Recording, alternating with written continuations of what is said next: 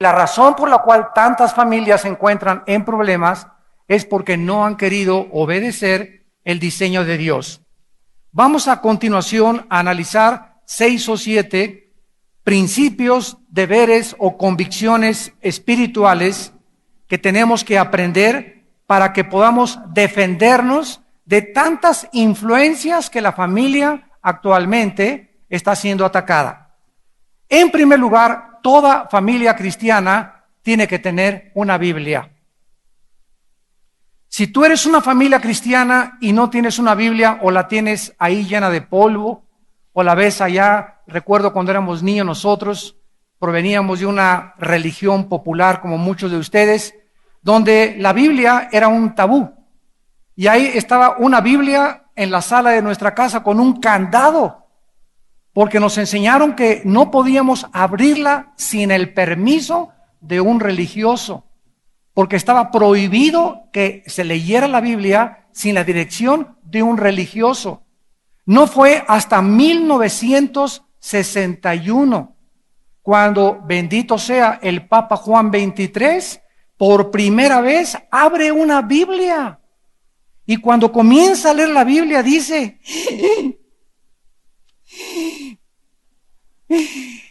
se comienza a sorprender de que las enseñanzas de la Biblia eran para todas las personas y que necesitábamos solamente la presencia del Espíritu Santo en nuestra vida para que pudiéramos comenzar a leerla y a entenderla.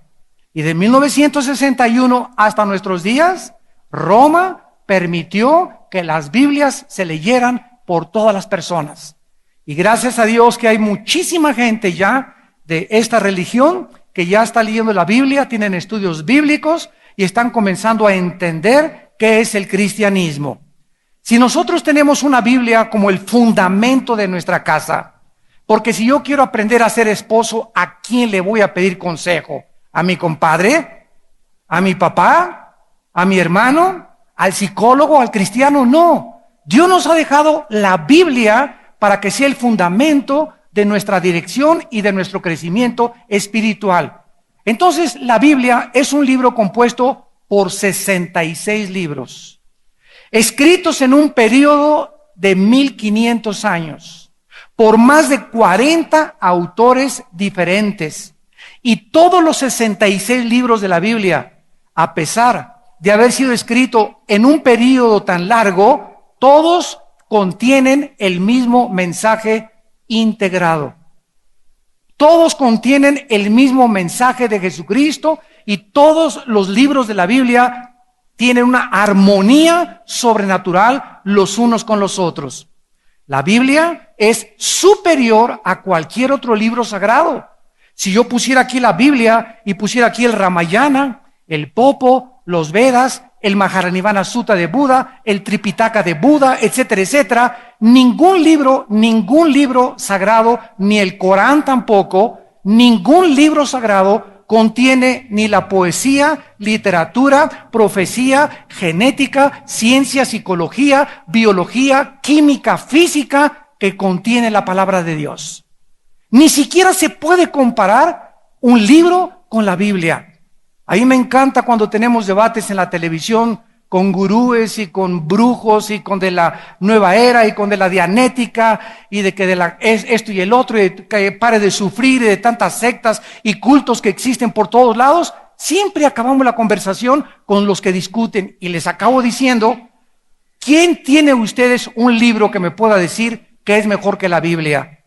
Damas y caballeros, hasta este momento, en los 33 años que tengo predicando el mensaje de Cristo, no he encontrado un doctor, un abogado, un político, un presidente de la República, un científico, un matemático que me pueda decir que existe un libro superior a la Biblia. Presidentes, cantantes, artistas, ocultistas, hasta los mismos ateos reconocen la singularidad y la peculiaridad de la palabra de Dios. Ahora, ¿por qué es tan importante que nosotros sepamos y conozcamos la Biblia? En 2 de Timoteo, capítulo 3, versículos 16 y 17, dice la Biblia, toda la escritura, o sea, desde el Génesis hasta el Apocalipsis, toda la Biblia es inspirada por Dios. ¿Qué significa la palabra inspiración? Significa esto: que Dios sopló dentro de Pablo, dentro de Pedro, dentro de David, dentro de Ezequías, dentro de los autores de la Biblia. Dios estaba soplando dentro de ellos sus pensamientos de Dios, porque estos pensamientos y este sistema integrado filosófico espiritual no pertenece a la dimensión humana. Entonces, cuando David estaba escribiendo el Salmo 22, por ejemplo, sobre mí echaron suertes, Dios mío, ¿por qué me has desamparado? 1000 años antes de que Cristo naciera, David estaba escribiendo las palabras que Cristo pronunció cuando estaba crucificado. ¿Quién fue el que le dijo a David que estuviera escribiendo lo que iba a suceder 1000 años después? El Espíritu Santo. Toda la Escritura es soplada por Dios, inspirada por Dios, y escuchen lo siguiente: y además es útil para enseñarnos. ¿Qué nos enseña la Biblia? El camino que debemos de caminar. Número 2, es útil para redarguirnos. Esto significa, nos enseña cuando nos hemos apartado del camino. Número 3, es útil para corregirnos. Nos enseña cuando nos salimos del camino, cómo regresar al camino. Y todos nosotros, muchas veces en nuestra vida, nos hemos salido del camino. Porque la Biblia dice que somos imperfectos y que Dios tiene misericordia de nosotros, y cuando el justo cayere, no se quedará tirado, porque Jehová sostiene su mano. Entonces la Biblia nos muestra que en la manera de regresar otra vez a Dios, si alguno de ustedes es cristiano que nos está escuchando o por la televisión o por internet y está viviendo en pecado, por ejemplo, y ha dejado la Biblia y se ha apartado de Dios, regresa a la Biblia, y la Biblia dice que te arrepientas de tus pecados. El arrepentimiento es la forma de regresar a restaurar la comunión con Dios. Y la Biblia nos dice que es útil también para instruirnos. O sea, nos enseña cuál es el camino, cuando nos salimos del camino, cómo regresar al camino y cómo mantenernos en el camino. ¿Con qué guardará el joven su palabra? ¿Con qué guardará el joven su camino? Con guardar su palabra. Entonces, la Biblia es útil para toda la vida cristiana y no necesitamos ya a ningún otro sistema de pensamiento, porque la Biblia es suficiente.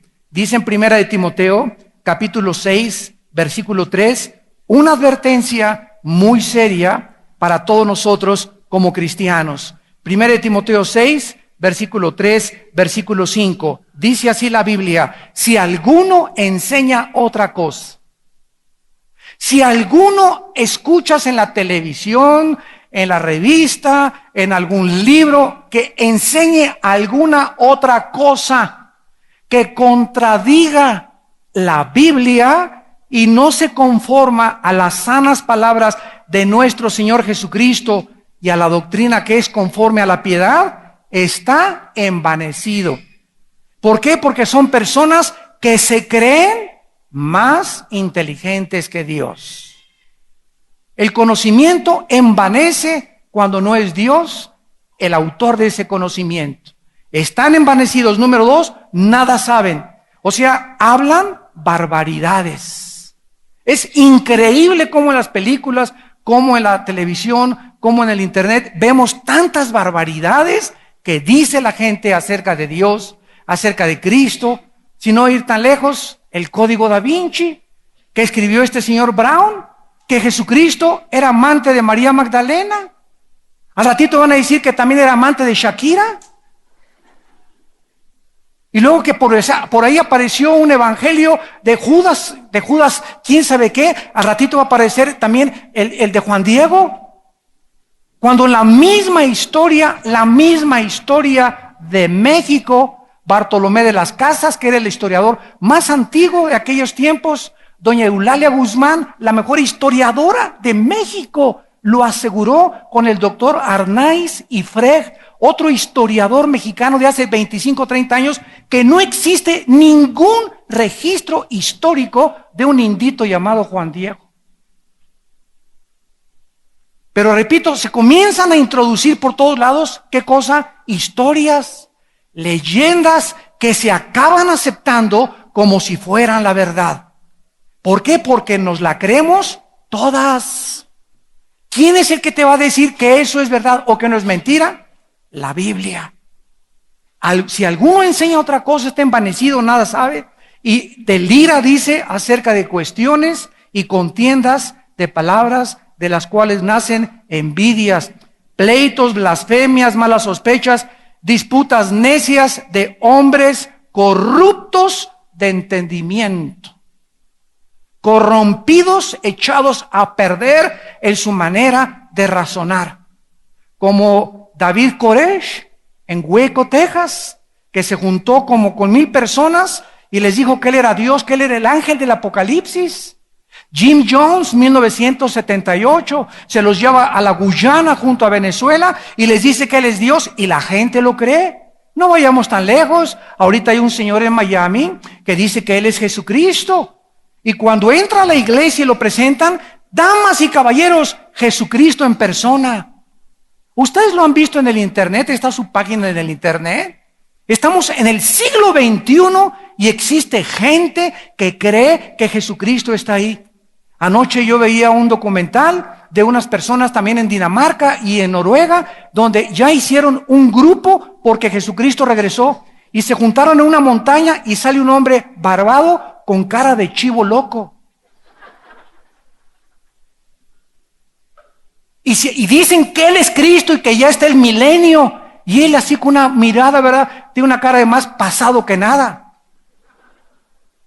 Hombres corruptos de entendimiento. Pero ¿por qué tanta gente está siendo engañada? Porque hay muchos que me están escuchando, como ustedes que están aquí sentados, que no les interesa estudiar la Biblia. No les gusta discipularse. Vienen el domingo religiosamente, ocupan un asiento y creen que ya con eso, ya nos falta la estampita, se echan la persinada, ¿verdad? Y ya cumplí con mi religión. Y vamos en esta noche a ver que es totalmente diferente. Hombres corruptos de entendimiento, hombres privados de la verdad, que toman la piedad como fuente de ganancia, apártate de los tales. Acabamos de ver, y esto es público por todos los periódicos. Hay un hombre, ¿verdad?, que fundó hace muchos años un grupo católico que se llamó los Legionarios de Cristo. Le llamaban el Padre Maciel. Y acaban de descubrir que violó a más de 50 niños. Y que almacenó una fortuna de 500 millones de euros. Y que tiene una hija en España de 25 años de edad a quien le heredó la fortuna. Pero ¿por qué siguieron a estos hombres? ¿Y por qué los tenían como santos? Porque no conocían la Biblia. Esta es la razón por la cual somos responsables, damas y caballeros, de que nosotros de veras tomemos en cuenta en nuestra casa la palabra de Dios. La Biblia nos dice en Colosenses 2:8, miren que nadie los engañe con filosofías. O sea, cuídate de cualquier sistema de pensamiento, que los ovnis, que los gurús, que en el Himalaya, que el Triángulo de las Bermudas, que esto y que el otro, y que las apariciones, y que la Virgen se apareció en un buñuelo. Cuídense de que nadie los engañe por medio de filosofías y huecas sutilezas conforme a los rudimentos del hombre y no conforme a Cristo. Entonces, una familia cristiana, sobre todo el padre, que tenemos la responsabilidad, tenemos que tener cuidado qué clase de revistas, qué clase de libros entran a nuestra casa.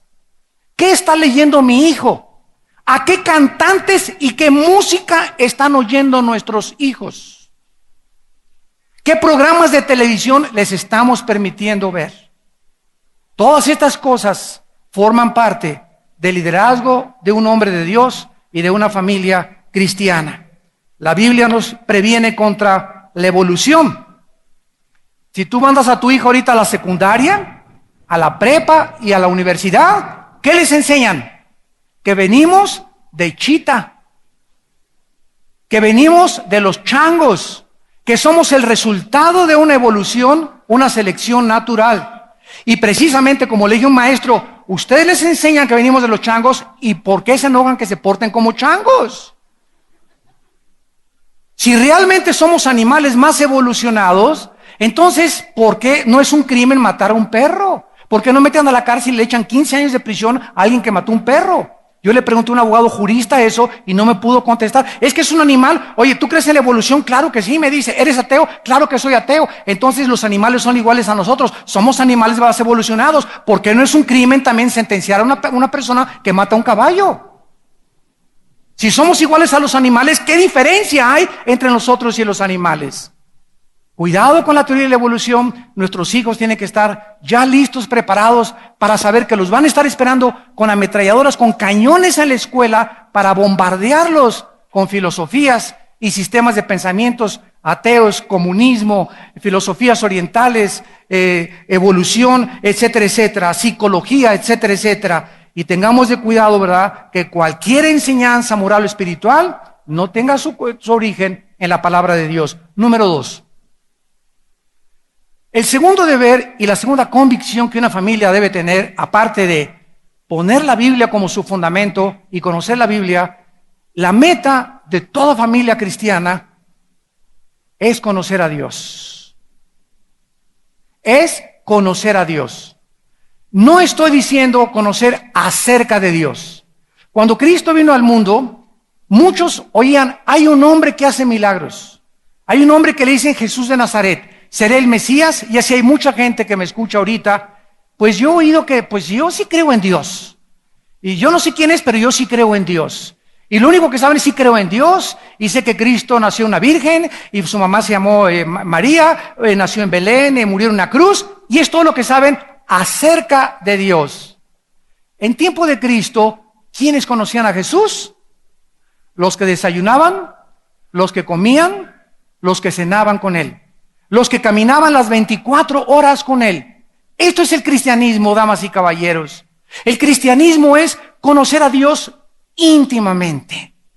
Levantarme en la mañana y tener la palabra de Dios en mis manos y comenzarla a leer y comenzar a pensar y a meditar, a reflexionar. Pensar es comenzar a pensar detenidamente y reflexivamente en Dios es bueno, Dios es misericordioso, yo te ayudaré, no te dejaré, no te desampararé. Lo comienzo a repetir, lo comienzo a creer. Esto comienza a empaparme mi espíritu se comienza a empapar de la palabra de Dios y se convierte esto en una convicción espiritual.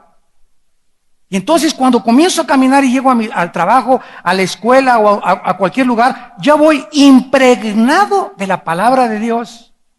Y al estar impregnado de la palabra de Dios, cuando hable, van a ser palabras de sabiduría, van a ser palabras de bendición. No voy a hablar mal de nadie, no voy a criticar a nadie, no le voy a apuntar el dedo a nadie, voy a bendecir, voy a perdonar, voy a hablar bien de mis amigos, voy a hablar bien de mis enemigos, los voy a bendecir también, voy a bendecir a mis hijos, voy a bendecir a mi esposa. ¿Por qué? Porque dentro de mi espíritu, Dios está formando a su Hijo Jesucristo. Haya pues en vosotros este sentir que hubo en Cristo Jesús, para que a nadie paguéis mal por mal. Si yo tuviera lenguas, y yo tuviera conocimiento, y yo tuviera teología, y conociera perfecta intelectualmente la Biblia, y no tengo amor, nada soy. Como ahora el mes que entra voy a Colombia, a la asociación, a la reunión nacional de los pastores panamericana, de todos los pastores de Colombia en Bogotá. Del 6 al 9 de julio les pido que oren por mí, por favor. Del 6 al 9 de julio voy a estar allá. ¿Y qué es lo que quiero llevarles, verdad? Yo le puedo decir a un pastor, mira, a lo mejor tú eres un pastor que sabes más que yo. A lo mejor tú eres un pastor carismático. A lo mejor tú crees que se pierde la salvación. A lo mejor tú crees que no se pierde la salvación. Pero ¿sabes una cosa? Independientemente de estas doctrinas no esenciales, ¿de qué me sirve decir, yo tengo la mejor doctrina, pero no tengo amor por ustedes? ¿De qué me sirve? ¿De qué me sirve ser un teólogo? Y a lo mejor yo sí tengo la verdad, pero ¿de qué me sirve si no tengo amor? El amor es sufrido, todo lo perdona, no busca lo suyo, no guarda rencor. Dios busca sobre todas las cosas, sobre los dones, las capacidades, busca en nosotros amarnos. perdonarnos unos a otros. Todos los días, todos nos ofendemos unos con otros. Todos los días hay roces entre unos con otros. Que los de seguridad chocan contra los edecanes, que tu hermano choca contra tu cuñado, que tu cuñado con la abuela. Siempre estamos en un mundo de roce, roce, roce, roce, porque somos imperfectos, porque no todos nos caemos bien, no todos nos aceptamos como somos. Y ahí es donde entra el verdadero cristianismo. ¿De qué me sirve entonces el cristianismo si no le hablo a aquella persona y no le hablo a aquella y me escondo en Plaza Galerías de que no me vean porque ahí vas a que me cae gorda como un tamal? ¿Y me llamo cristiano? Un cristiano tiene que caminar con la cabeza en alto siempre. ¿Por qué? Porque no tengo miedo de saludar a nadie, no tengo nada contra nadie. Me hicieron allá y me hicieron allá y ese me dijo quién sabe qué les pedía, aquel me recordó el 10 de mayo el otro día, y etcétera, etcétera. ¿Sabes una cosa? Que Dios te bendiga, que Dios te bendiga. Mira, aquí está mi mano, te amo. Y si tú tienes un problema contra mí, es tu problema, yo no tengo nada contra ti. Si tú tienes un problema contra mí, es tu problema. Pero yo quiero estar limpio, de no tener nada contra nadie. ¿Por qué? Porque es Dios, el juez, y el que se va a encargar de esas personas. No toméis la justicia vosotros, amados míos, dejad la venganza a mí, dice el Señor. David no se atrevió a ponerle una mano al rey Saúl. ¿Qué pasó con David? Con el rey Saúl comenzó la envidia, los celos por David, y ahí los demonios se apoderan del alma humana. Y ya no pudo librarse Saúl de esos demonios. Y comenzó a perseguir y a odiar a David con todas sus fuerzas. Y David se salvó porque lo perdonó y no se atrevió ni siquiera a quitarle la vida cuando una vez la vida de Saúl estuvo en sus manos. Debemos de conocer a Dios, y en el capítulo 55 de Isaías, versículo 8 y 9, dice así. Isaías 55, 8 y 9. Mis pensamientos no son vuestros pensamientos. El Dios de la Biblia nos dice que Él no piensa como tú piensas. Porque la forma como Dios piensa es mucho, mucho, mucho, mucho más elevada de la forma como nosotros pensamos. Y la comparación más clásica es un niño. Un niño de 3 años, me acerco con él y le quiero enseñar raíz cuadrada, imposible. ¿Tiene cerebro? Claro que tiene, pero no lo tiene desarrollado. El niño alcanza los 15, 18, 20 años de edad y comienza a entender por el desarrollo de su cerebro y de su intelecto. Entonces, cuando nosotros somos cristianos, es un crecimiento para comprender más y más y más a Dios. Dice Dios, como son más altos los cielos que la tierra, mis pensamientos más altos que vuestros pensamientos. Síganme con mucho cuidado. Cuando nosotros comenzamos a pensar como piensa Dios, comenzamos a caminar en los caminos de Dios. Y cuando comenzamos a caminar en los caminos de Dios, llegamos a nuestro destino. ¿Me siguieron? La importancia de comenzar a entender cómo piensa Dios es para caminar en los caminos que Él camina. Yo no puedo caminar en los caminos de Dios si no lo entiendo. Pero cuando comienzo a entender a mi Dios, al Dios de la Biblia, y lo comienzo a estudiar en la palabra, comienzo a caminar en sus caminos, y todos los caminos de Dios son sendas de justicia, de verdad y de amor. Y siempre llegaremos a nuestro destino y todo lo que hagamos nos saldrá bien. ¿Saben ustedes qué significa la palabra prosperar? La palabra prosperar tanto en hebreo como en griego significa salir adelante, avanzar. ¿Por qué hay tantos cristianos que ahí están?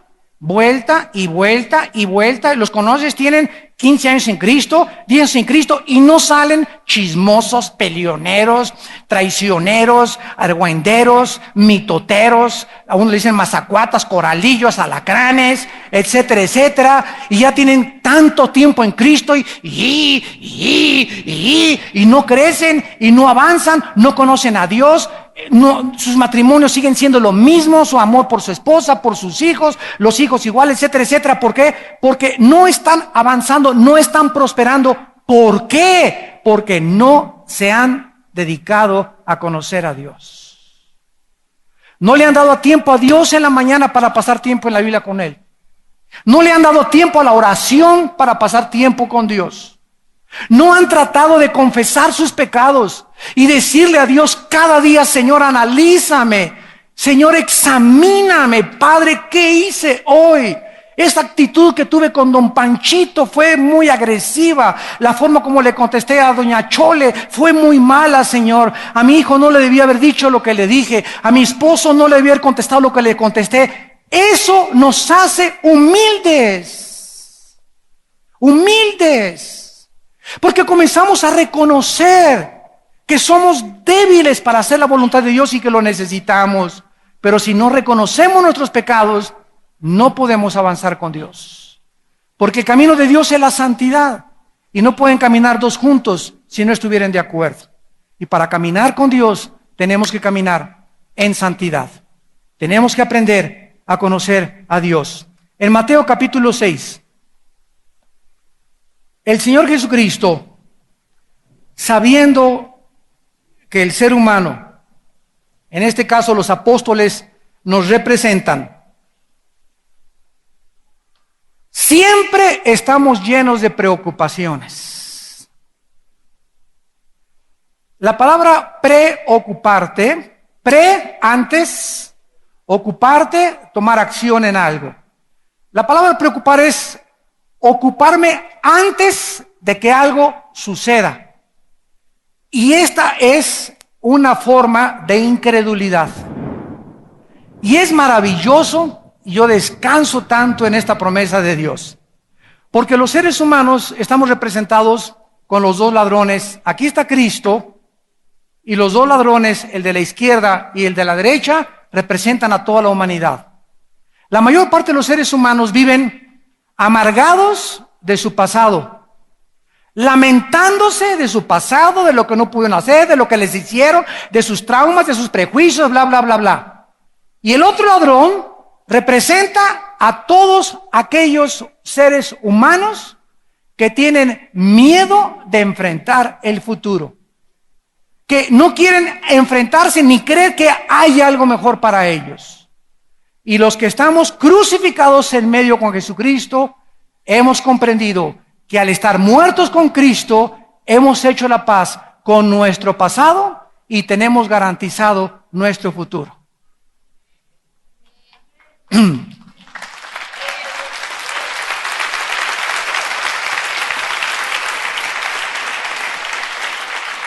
Mateo capítulo 6, versículo 25.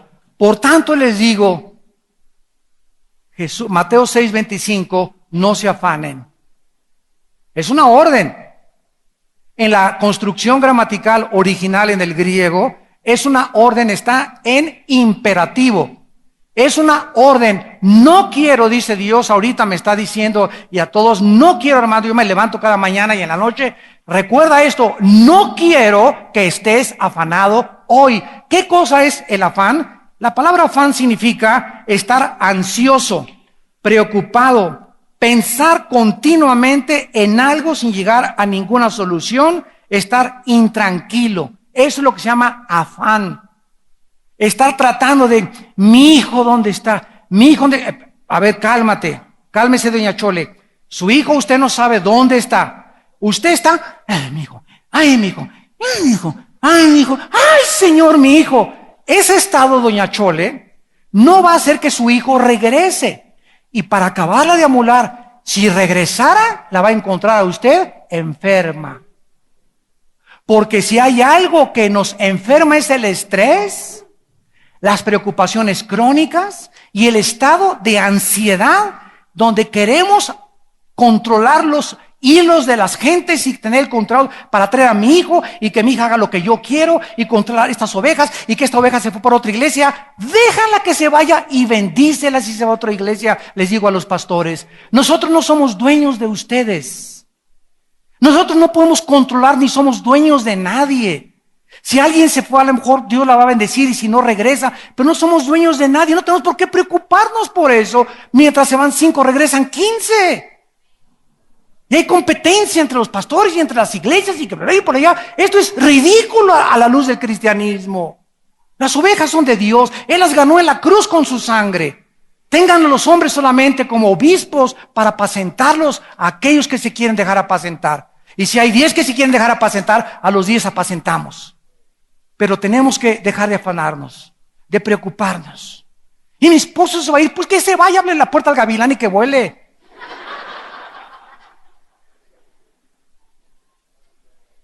Por nada estén afanados. ¿Qué significa por nada? Que no haya absolutamente ninguna preocupación en tu vida que en este momento te esté robando tu paz. ¿Me escuchaste? Estos son los pensamientos de Dios, obedécelo. Señor, para confiar yo ahorita en este momento de que no me debo de preocupar, que está en tus manos echando mi ansiedad sobre de ti, necesito tener fe en ti. Porque para confiar en Dios necesitamos fe. ¿Y de dónde viene la fe? La fe es por el oír y el oír por la palabra de Dios. Entonces cuando nosotros comenzamos a conocer a Dios y a leer a Dios y a afianzarnos en las promesas de Dios, yo todos los días en la mañana me repito Isaías 41:10. No temas, yo soy tu Dios que te ayudo, que te sostengo de tu mano derecha. Los que se enojan contra ti serán avergonzados, no tengas miedo. Y así hay que levantarnos, Señor, no voy a tener miedo, tranquilo. Alguna cosa, estoy ansioso ahorita, ¿la puedo resolver yo? No hay nada que yo pueda resolver, Señor. He hecho mi ansiedad sobre ti. Tú no quieres que yo esté afanado, porque cuando estamos afanados, escúcheme, cuando estamos viviendo estresados, no podemos oír la dirección del Espíritu Santo a través de la Biblia. Imagínate que vengas a la Biblia así.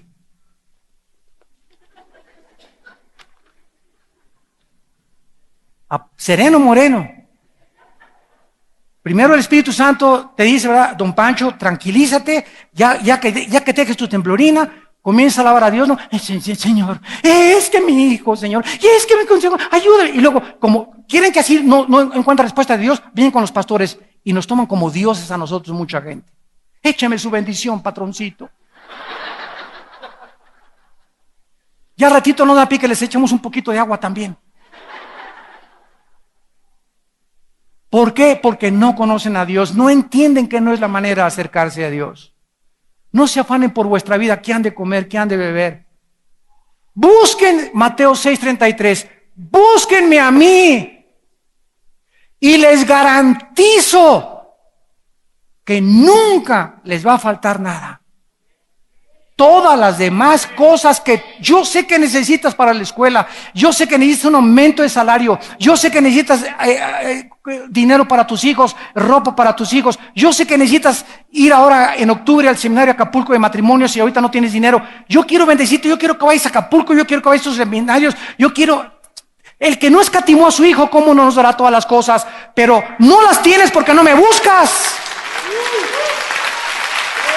No me buscas. Te levantas como Pepita en comal. Desde que te levantas, el café, luego, y por todos lados, y esto y el otro, y enojado, y llegas a la casa de tu trabajo, y chamaco, quítese de aquí, y siempre de mal humor, y siempre enojado, siempre enojada, etcétera, etcétera. Hablas y tijereteas, y cuando hablas veneno te sale de tus labios, como sepulcro abierto es tu garganta. ¿Por qué? ¿Por qué?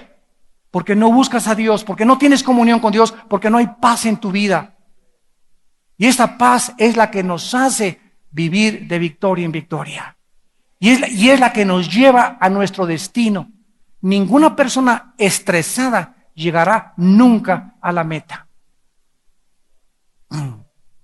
En tercer lugar, el tercer deber de un matrimonio es nuestro cuerpo. En 1 Corintios 6, 19 y 20, la Biblia dice que nuestro cuerpo es el templo.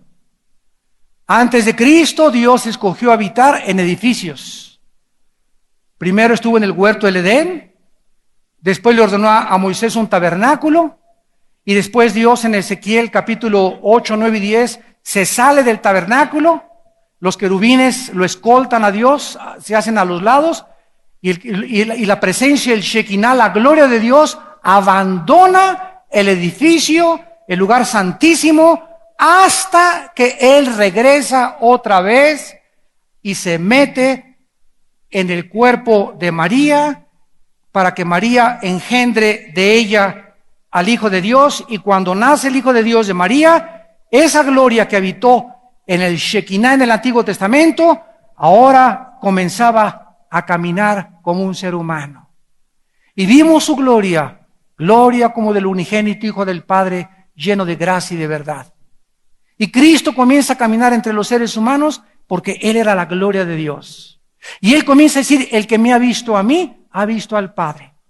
Cristo sube al cielo y les dice a los discípulos, es necesario que yo me vaya para que yo les mande al Espíritu Santo.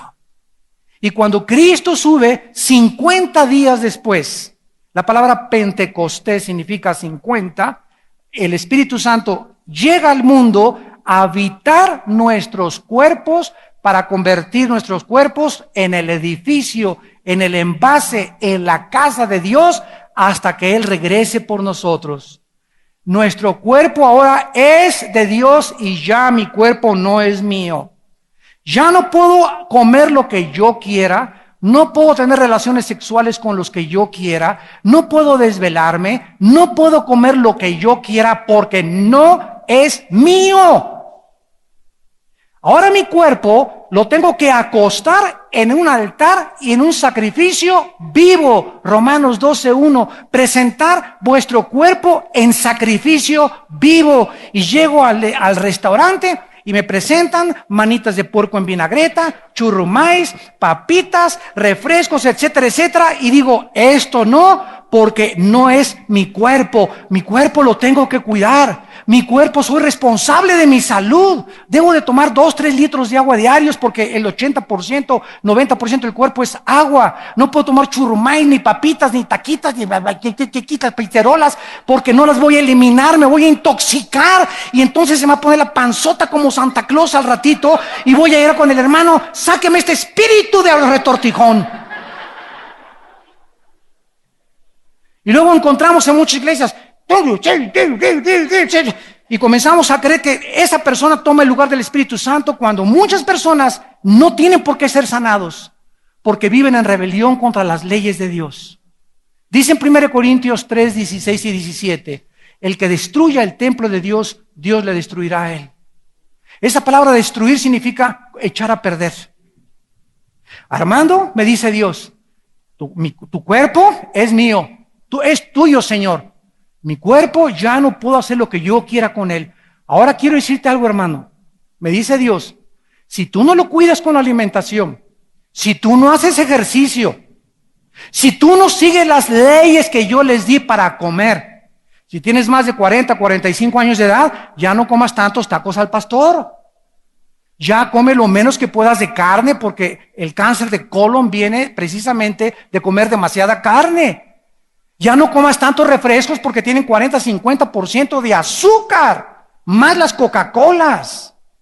Ya trata de entender, usa tu inteligencia, dice Dios, no eres un camello, no eres una mula, no eres un burro, eres un ser humano a quien he dotado con inteligencia. Y quiero que tu inteligencia la uses, no solamente para hacer fórmulas matemáticas y para ir a la escuela, quiero que la uses también para comer. Pon cuchillo a tu garganta, esto sí, esto no. Mucha fruta, vegetales, fruta, lo más que puedas de frutas, manzanas, todo lo que puedas. Lo más que puedas de agua, lo más que puedas de verduras, de ensaladas. Lo más que puedas de pescado, todo el pescado que puedas comer, cómetelo. Cocinar con aceite, oliva, etcétera, etcétera. Grasas fuera.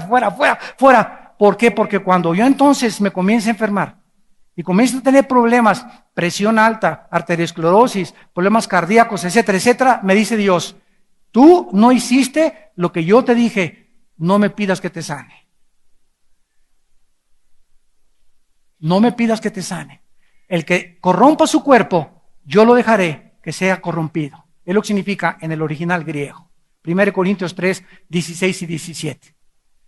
Mi cuerpo es el templo del Espíritu Santo, somos responsables de lo que hacemos con él. Además, dice la Biblia, que nuestro cuerpo tampoco es para la fornicación.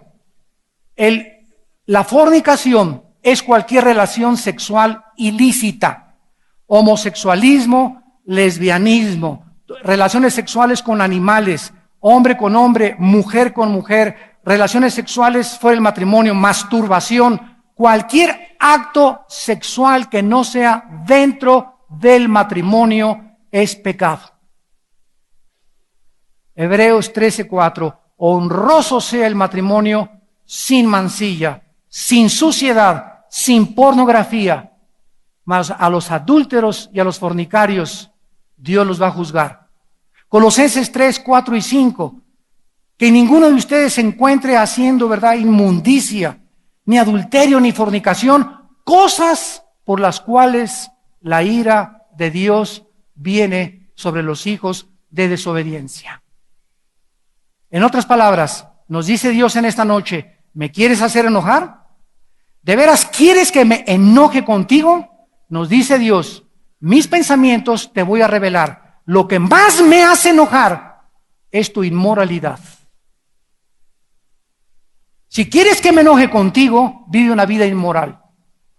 Y tú puedes vivir una vida inmoral y acostarte con tu novio o con tu novia, o irte de adulterio, o tener relaciones extramaritales, y venir a la iglesia y creer en tu engaño que sigues bien con Dios. Pero el hacha ya está puesta a los árboles, y todo árbol que no da fruto será cortado. El juicio de Dios pende sobre tu vida. Dios odia la inmoralidad, porque nuestros cuerpos son templos del Espíritu Santo. Y finalmente, el cuarto deber que nosotros debemos de tener dentro de nuestra vida familiar es nuestro dinero. ¿Me escucharon bien? Nuestro dinero. En el momento en que se habla de dinero, muchos, ¿verdad?, levantan ya la parabólica y se ponen en una actitud de preventiva por la forma en que muchos han desprestigiado la forma de pedir ofrendas. Dios nos dice en 1 Corintios 16, del 1 al 2, cada semana, el primer día de la semana, el domingo, aparta algo para que lo des como una ofrenda. Y en 2 Corintios capítulo 9, versículo 10 en adelante, dice, el que siembra escasamente, recogerá escasamente. Cuando yo me hice cristiano y comencé a leer la Biblia, descubrí que el 70% de las parábolas de Jesucristo tratan con el dinero. ¿Por qué? Porque esto que traigo aquí en mi cartera representa el sudor de mi frente. Y con esto, que nadie se meta. Daré una limosna, pero no doy lo que Dios me dice. Y cuando Dios nos comienza a enseñar que comencemos con el diezmo, porque el diezmo perteneció al antiguo pacto, bajo el nuevo pacto ya no hay un límite para ofrendarle a Dios. Cada quien dé como propuso en su corazón. Si tú dices, bueno, voy a dar el 5%, eso demuestra lo enfermo que está tu corazón. Dios nos dejó como un límite el 10%, para que no nos detengamos y demos el 15, el 20, el 50, como los dueños de Colgate-Palmolive en Estados Unidos, como los dueños de grandes fábricas que dan el 80% de su salario, lo entregan a la obra. Por eso Dios los hace multimillonarios. Y hay muchos de ustedes que nunca van a salir, como decía mi abuela, de perico perro, porque son avaros, avaros, avaros, avaros de Monterrey. Cuando Dios nos dice, comienza a darme, fíjense los pensamientos de Dios. Cuando Dios comienza a decirme, comienza a darme y comienza con el 10%, ¿saben ustedes qué nos está diciendo Dios? ¿Ustedes creen que yo necesito su dinero? Yo soy el dueño del oro y la plata, dice el Señor. Yo soy el dueño del universo. Lo que estoy haciendo no es para mí, lo estoy haciendo para comenzarte a desligarte de la avaricia. Porque si me quieres seguir a mí, tienes que ser generoso, porque yo di, no dinero, yo di a mi Hijo Jesucristo. Porque de tal manera amó Dios al mundo que nos hizo millonarios. ¿Eso dice la Biblia? De tal manera amó a Dios al mundo, y vean ustedes, Dios es un Dios que da. Y si nosotros somos sus hijos, tenemos que ser gente desprendida, generosa hacia su reino. Y es la ley de la naturaleza. Las vacas dan leche, los árboles dan fruto, las mujeres dan a luz. Dios nos dio a su Hijo. Todo en la naturaleza y todo nuestro alrededor es dar, dar, dar. Las personas más miserables, los árboles más secos, los animales más tontos son aquellos que son infértiles, aquellos que están secos y aquellos que viven para sí mismos. Como decía la famosa Madre Teresa en Nueva York, yo aprendí cuando tenía 16 años de edad y me quise ir de monja a la India, que al darme, no dar dinero porque no tengo, dice la Madre Teresa, al darme yo hacia los demás, encontré la felicidad. ¿Quiénes las personas más miserables en esta vida? Las personas avaras, las personas egoístas, las que debajo del colchón y debajo del colchón y debajo del colchón y voy al $1,000,000 y ahora tengo 2 millones de pesos. No, pero tengo que llegar ahora a 3 millones de pesos, ahora 4 millones de pesos y con eso comienzan a creer, ya tengo asegurado mis próximos 15 años, otro 1,000,000 para asegurarme los próximos 40 años. Cuando, ¿qué es de tu vida cuando hoy mismo saliendo de aquí, ¡pum!, un ataque al corazón y te pintas? Una embolia cerebral, una bala perdida, niños en Cuernavaca, niños en Monterrey, que están siendo muertos por todos lados en la guerra y la violencia que hay en México, que niños como el de la frontera ahí entre El Paso, Texas, de 12 años de edad. ¿Quién se iba a imaginar que ese niño iba a morir de un balazo en la cabeza a las 12 del día? Tu hijo puede morir de la misma forma, yo puedo morir de la misma forma. No tenemos comprado nuestra vida. No te afanes por tu vida, vive hoy. Vive hoy para, si puedes darle a Dios, darle a Dios hoy. Porque una familia cristiana es una familia generosa. Gracias a Dios que envíanos para el mundo. No es solamente esta iglesia, estas 4 paredes. Hemos llegado a más de 59 naciones. Y estamos dándonos con todas las naciones. Sostenemos a más de 85 familias. Lo que tú das de ofrenda ayuda a sostener a más de 85 familias, secretarias, edificios, rentas, vehículos, transportes, aviones, misioneros en Italia, misioneros en Denver, Colorado, misioneros en España, misioneros en Jerusalén, la casa hogar que acabamos de abrir en Jerusalén. ¿Por qué? Podíamos juntar así, ver el dinero para mí, pero es para dar, para bendecir al mundo. Dios nos ha dado lo suficiente para bendecir a los demás. Tú no puedes ser avaro. Busca mi reino y yo te voy a dar, dice el Señor, todas las cosas por añadidura. La familia cristiana es un pedazo de cielo en esta tierra. No hay peor cosa comparada al infierno que una familia dividida. Una familia que no oran juntos. Una familia donde no hay amor entre él y ella. Viven bajo el mismo techo, divorciados emocionalmente hace 5 o 10 años. Donde los hijos no forman parte del núcleo, no conocen a su papá. Su papá no tiene tiempo para platicar con ellos. La mamá no tiene tiempo para leerles la Biblia ni orar con ellos antes de acostarse. Es una familia que comienza a desintegrarse, a corromperse, porque abandonamos los principios que nos ha dejado para que en esta corta vida seamos felices. Y no hay mayor felicidad, ni el tesoro más grande que podamos tener que una familia. Démosle gracias a Dios los que tenemos una familia cristiana, porque nada se puede comparar con ello. Y la felicidad más grande que podamos encontrar en esta vida es mañana domingo salir a un día de campo con mi familia, comer mañana con mis hijos y con mis nietos, salir el miércoles e irme a ver un partido de fútbol con ellos, irme al cine con mis hijos algún día, y tomarme un café con mi esposa 1 hora a la semana y platicar con ella. Esos momentos son los más felices y los que más significancia tienen en nuestra vida. No es la cantina, ni la pornografía, ni las telenovelas cochinas y vulgares, inmundas que están ahorita pasando. Eso no es la felicidad. Eso va a corromper tu familia y va a comenzar a desmoronar tus convicciones cristianas. ¿Cuántos de ustedes en esta tarde no quisieran invitar a Dios a sus vidas?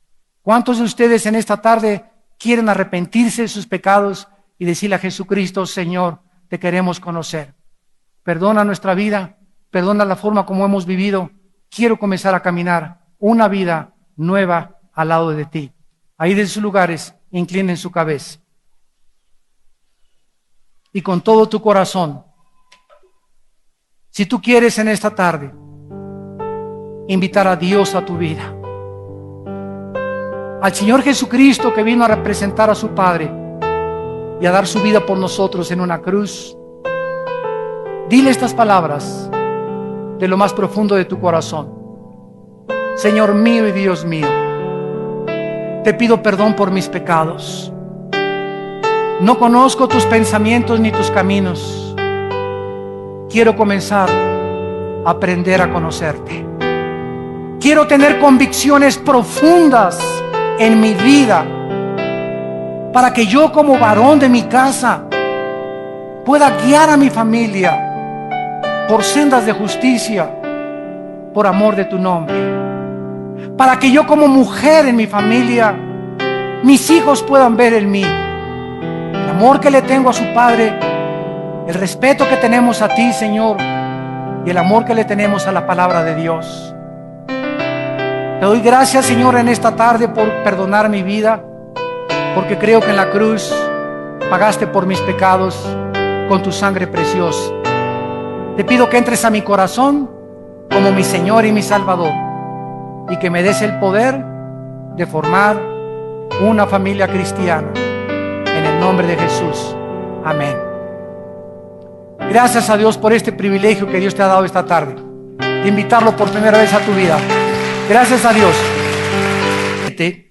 Dice la Biblia, toda la Escritura, o sea, desde el Génesis hasta el Apocalipsis, toda la Biblia es inspirada por Dios. ¿Qué significa la palabra inspiración? Significa esto: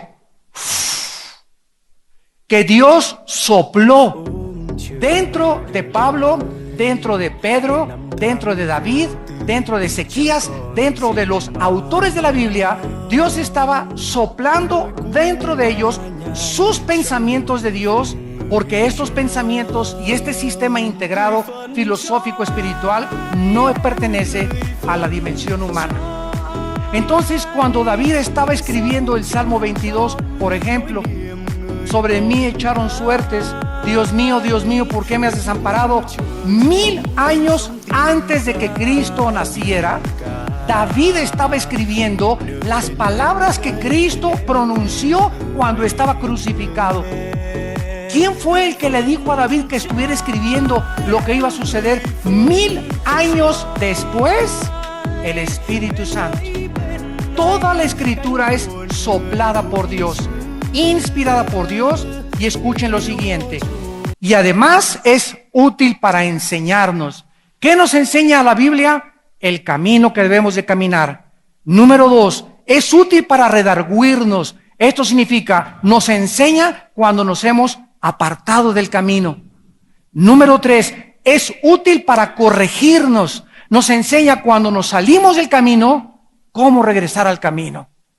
Y todos nosotros, muchas veces en nuestra vida, nos hemos salido del camino. Porque la Biblia dice que somos imperfectos y que Dios tiene misericordia de nosotros, y cuando el justo cayere, no se quedará tirado, porque Jehová sostiene su mano. Entonces la Biblia nos muestra que en la manera de regresar otra vez a Dios, si alguno de ustedes es cristiano que nos está escuchando o por la televisión o por internet y está viviendo en pecado, por ejemplo, y ha dejado la Biblia y se ha apartado de Dios, regresa a la Biblia, y la Biblia dice que te arrepientas de tus pecados. El arrepentimiento es la forma de regresar a restaurar la comunión con Dios. Y la Biblia nos dice que es útil también para instruirnos. O sea, nos enseña cuál es el camino, cuando nos salimos del camino, cómo regresar al camino y cómo mantenernos en el camino. ¿Con qué guardará el joven su palabra?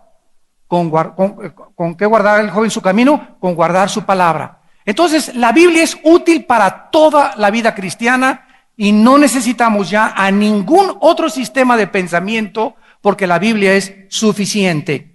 Dice en 1 de Timoteo, capítulo 6, versículo 3, una advertencia muy seria para todos nosotros como cristianos. 1 de Timoteo 6, versículo 3, versículo 5. Dice así la Biblia: si alguno enseña otra cosa, si alguno escuchas en la televisión, en la revista, en algún libro, que enseñe alguna otra cosa que contradiga la Biblia y no se conforma a las sanas palabras de nuestro Señor Jesucristo y a la doctrina que es conforme a la piedad, está envanecido.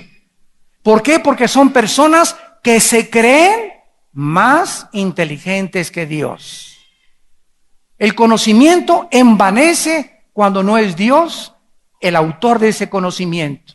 Están envanecidos. Número 2, nada saben. O sea, hablan barbaridades. Es increíble cómo en las películas, cómo en la televisión, cómo en el internet, vemos tantas barbaridades que dice la gente acerca de Dios, acerca de Cristo. Si no ir tan lejos, el Código Da Vinci, que escribió este señor Brown, que Jesucristo era amante de María Magdalena. Al ratito van a decir que también era amante de Shakira. Y luego que por ahí apareció un evangelio de Judas, quién sabe qué. Al ratito va a aparecer también el de Juan Diego. Cuando la misma historia de México, Bartolomé de las Casas, que era el historiador más antiguo de aquellos tiempos, doña Eulalia Guzmán, la mejor historiadora de México, lo aseguró con el doctor Arnaiz y Freg, otro historiador mexicano de hace 25, 30 años, que no existe ningún registro histórico de un indito llamado Juan Diego.